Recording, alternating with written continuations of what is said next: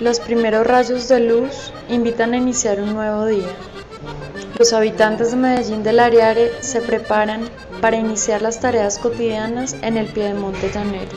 El sonido de los pájaros, los tonos rojizos, la fuerza de las altas montañas y el olor de las flores son la primera bebida para el espíritu. Hay un gran silencio. De pronto se escuchan las voces y empieza el movimiento. Sus habitantes inician sus tareas, algunos van al Tajo a arrancar la yuca o a limpiar la platanera, otros van al ordeño, algunos van de vaquería. Mientras tanto, en el caserío los niños y los jóvenes se dirigen a la escuela Jorge Eliezer Gaitán. Algunas madres inician sus labores domésticas, otras atienden en su negocio, otras realizan los alimentos de los niños de la comunidad en Casabe. ¿Qué es Medellín del Ariare? ¿Cuál es su historia? ¿Qué son sus gentes? El fluir de 3 días de encuentros y desencuentros, de pensamientos y recuerdos en palabras de mujeres, hombres, niños y jóvenes de este poblado deja entrever una sola vida cortada por sucesos dolorosos, accidentales, que se unen en la búsqueda de un mejor vivir.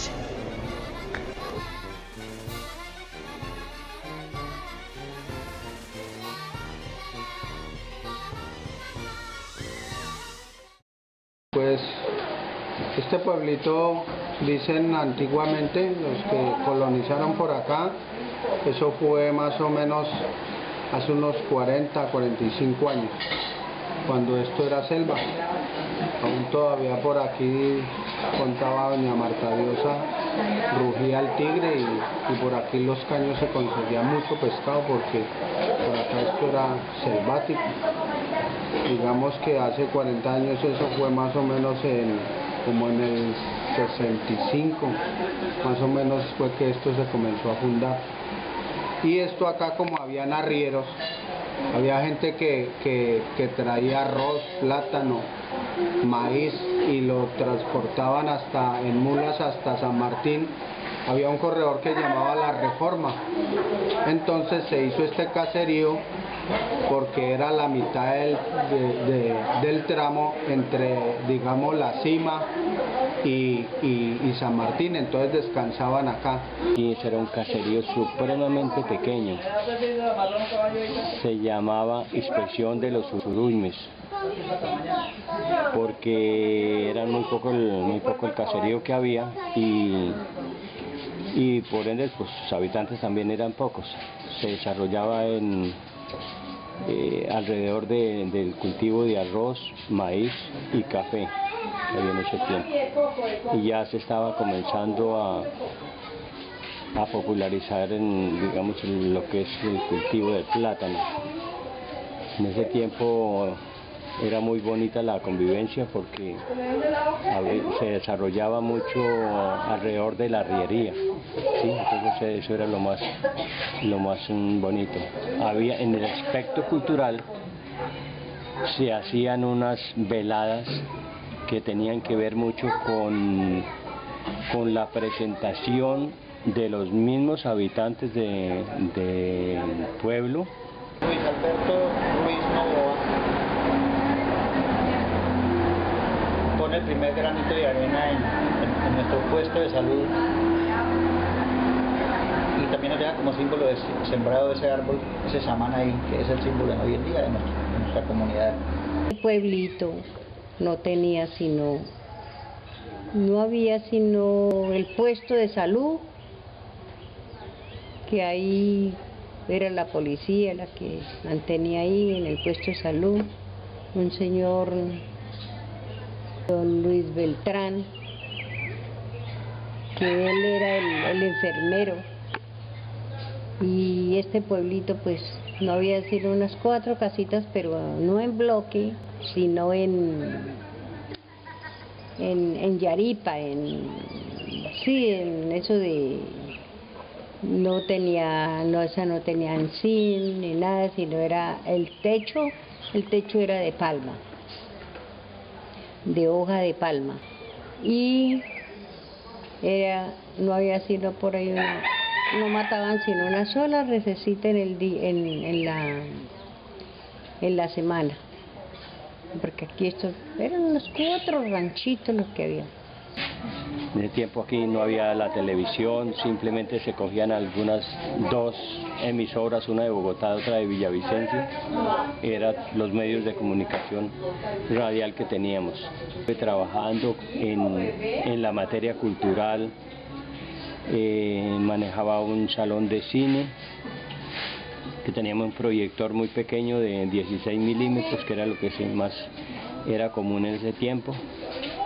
Y la música la pasamos a través de un altoparlante, eso se difundía, los mensajes, las propagandas de algunos comercios se pasaba era alrededor de ese altoparlante. Y la gente pues vivía a la expectativa de lo que sucedía allí dentro del desarrollo comunitario, es decir, había como una dependencia prácticamente de lo mismo que se daba en la comunidad.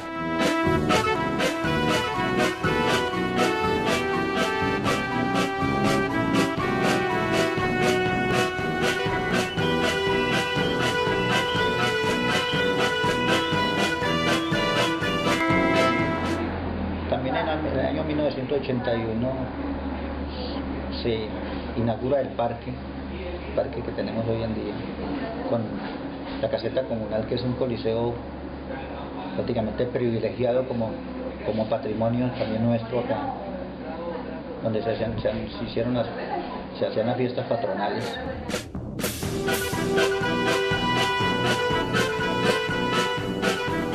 Se dice que este colegio funcionó o inició a funcionar a partir de los años 60, cuando por necesidad, por la llegada eminente de colonos a esta localidad, hubo la urgencia, digámoslo así, de crear o de establecer la primera escuelita, que funcionó precisamente acá al frente, con estudiantes del grado primero a quinto, más o menos 30 estudiantes.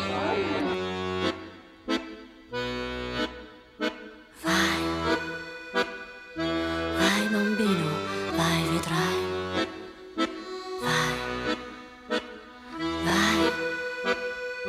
Vai piccino, vai vedrai.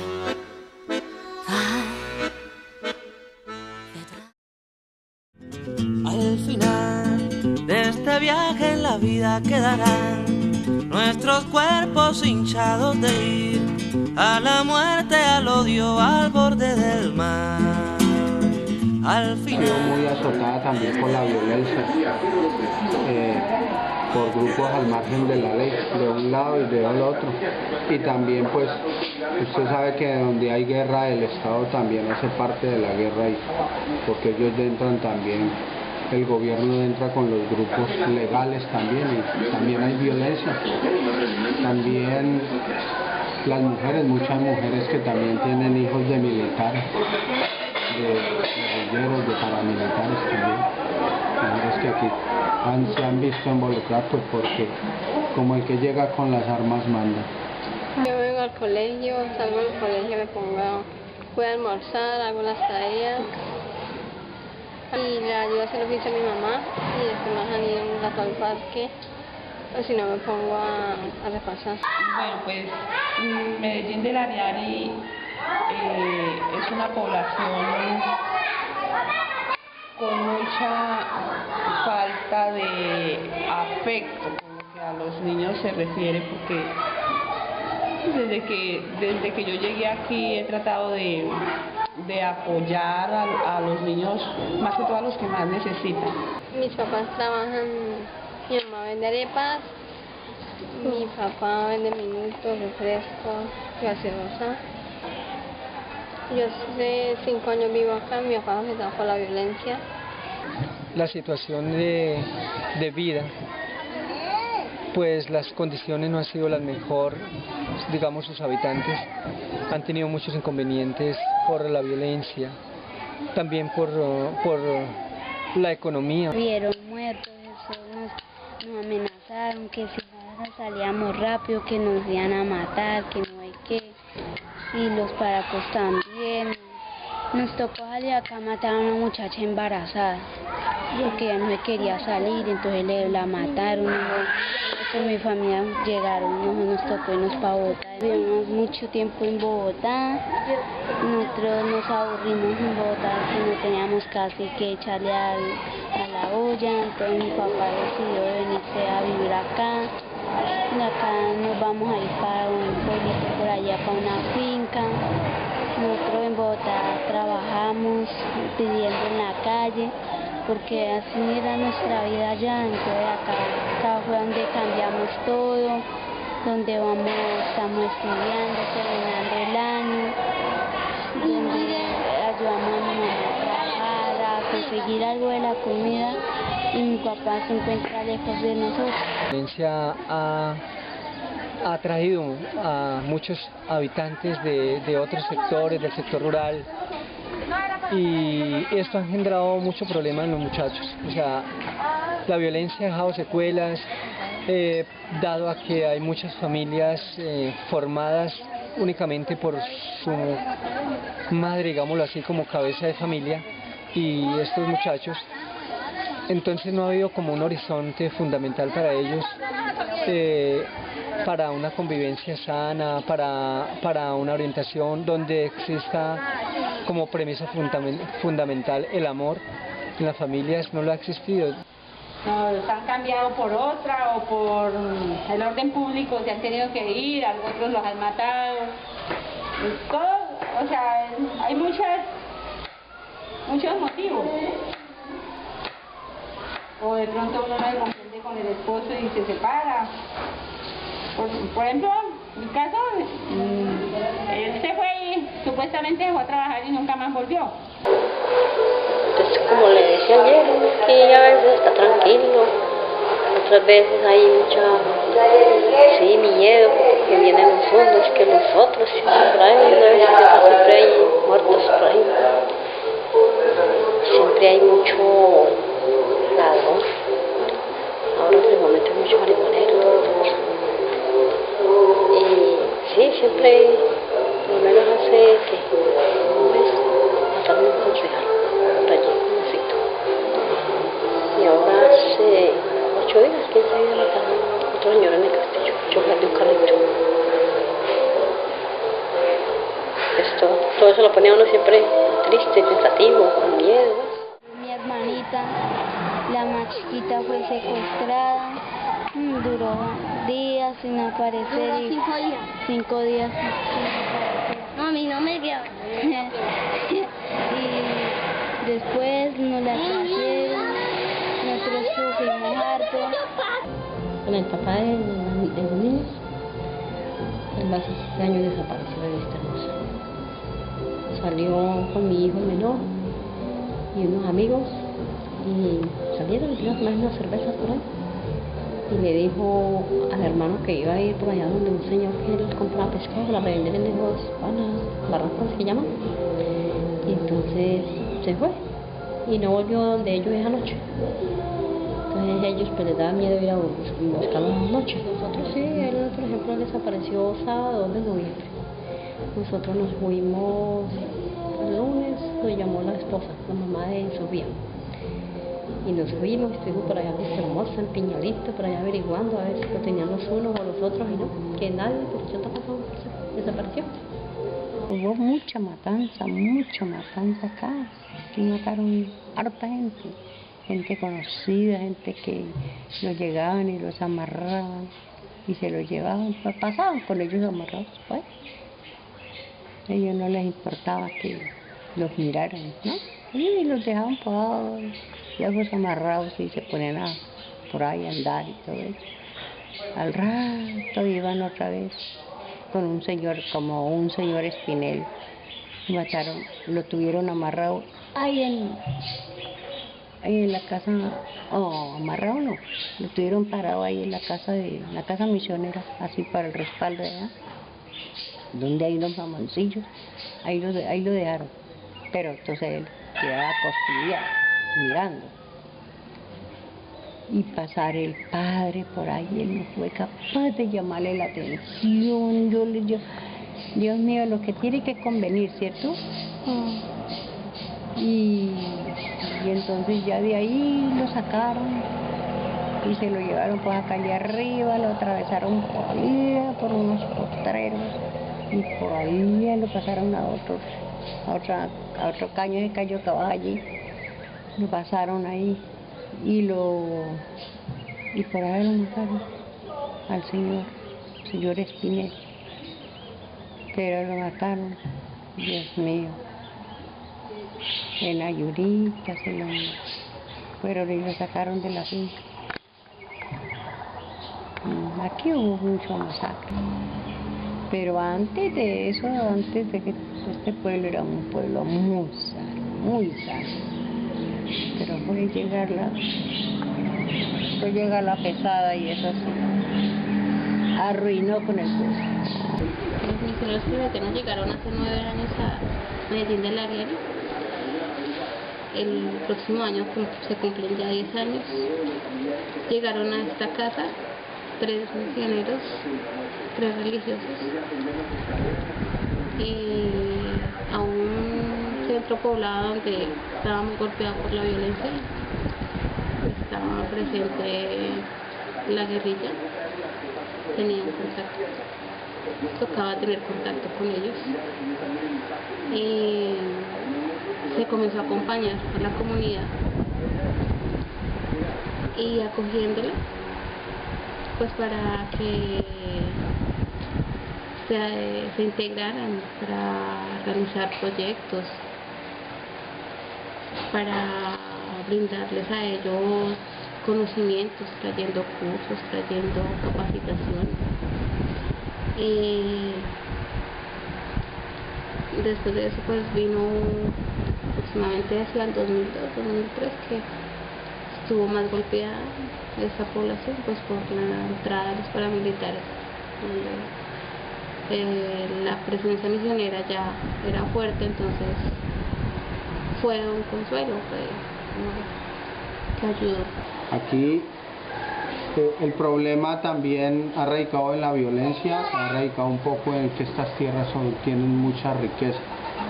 Usted superficialmente usted no ve nada, solo ve pasto, solo ve cultivos, todo eso. Pero por ejemplo hace poquito compraron unas tierras aquí en Puerto Unión porque dicen que hay gran cantidad de cal y cal muy finísima. También dicen que encontraron grandes losas de mármol, donde van a sacar un mármol súper costosísimo de acá. De la tierra que ocupas y esterconas, compañero del alma. La política pues uno se da cuenta que el que está en el poder es el que manda y el que define y el que decide. Nosotros los municipios acá muy pobres, con muchas necesidades, con tierras muy ricas, pero que realmente no tenemos el desarrollo adecuado ni las tecnologías para manejarlas. Tenemos mucha necesidad, mucha.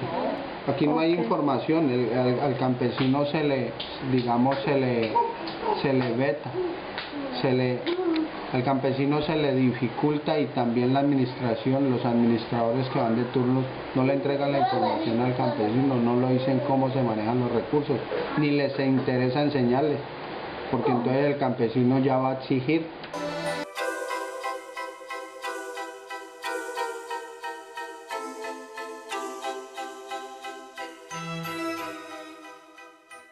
Que aquí no había servicios de salud.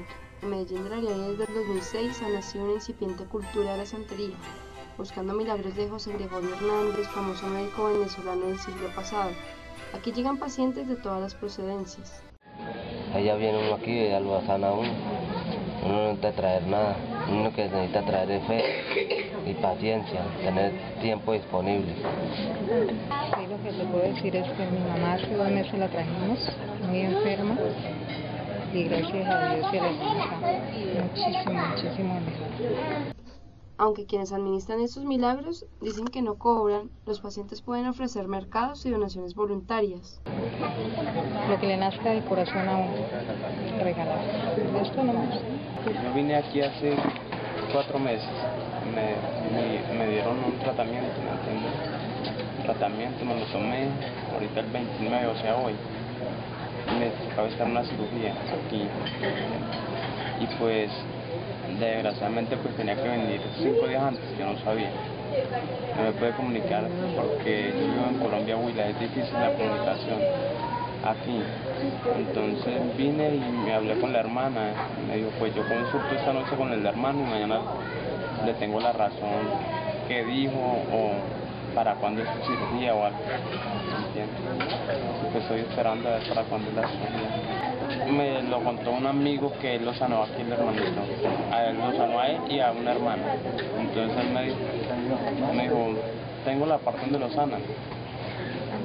Allá a Medellín del Ariare. Y pues me conseguí la plata y vine. Vine, hablé con la hermana y ella me dijo, pues tocaría que saque la cita y pase a consulta con el hermanito a ver qué. A mí me pegó del hombro también, del corazón, de la columna acá. Soy cirujano hecho. O cirujano, toca cambiarle el nombre porque por eso hubo problemas. Que cirugías y operaciones no hacían más sino los médicos. Y si era eso, entonces tenían que tener una forma como hospital o clínico. Entonces nosotros nos tocó ir al Castillo a una demanda. Entonces allá ellos nos dijeron que no, que le cambiaron el nombre, Sanación Espiritual. Y así se llama.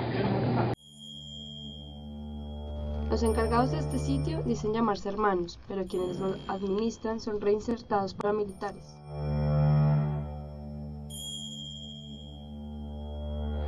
Y al campesino no le regalan ya nada, ya ese cuento se acabó, pero tampoco le enseñan. Ojalá estos municipios salgan adelante porque si no se acaban estos municipios.